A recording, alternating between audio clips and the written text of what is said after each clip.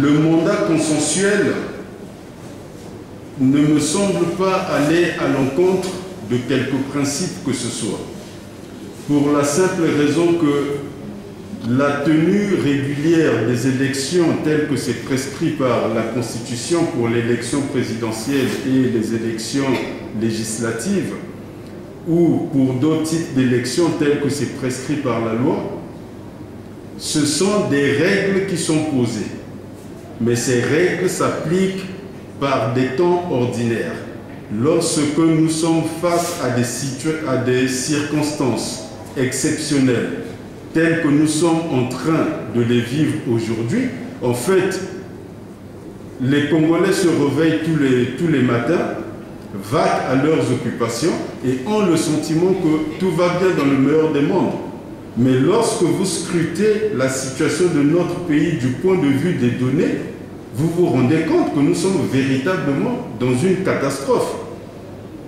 Et dans une catastrophe, votre première préoccupation, c'est d'en sortir. Ce n'est pas d'organiser des élections.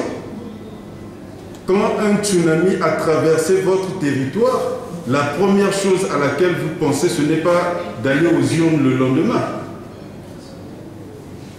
La première chose à laquelle vous pensez quand le tsunami est passé, c'est de rétablir l'ordre social, l'ordre économique, l'ordre politique, c'est de rétablir l'ensemble de ces ordres. Et donc, le consensus est une ressource rare. La Constitution ne mentionne pas le consensus, mais ne l'interdit pas non plus.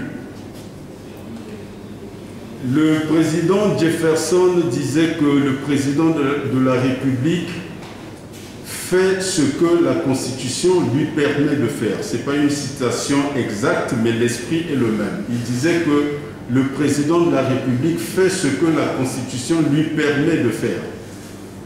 Lorsque le président Teddy Roosevelt, l'oncle de Franklin Roosevelt, est arrivé aux affaires et que l'Amérique était dans une situation de péril avancé, il avait une autre interprétation de la Constitution. Il disait que le président de la République fait tout ce que la Constitution ne lui interdit pas.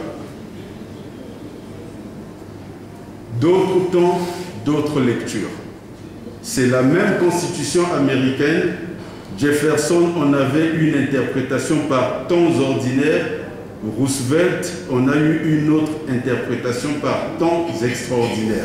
Et la situation que vit le Congo aujourd'hui, à mon humble sens, commande que nous puissions faire appel à la stature du chef de l'État pour mener le combat économique que nous devons mener en ce moment.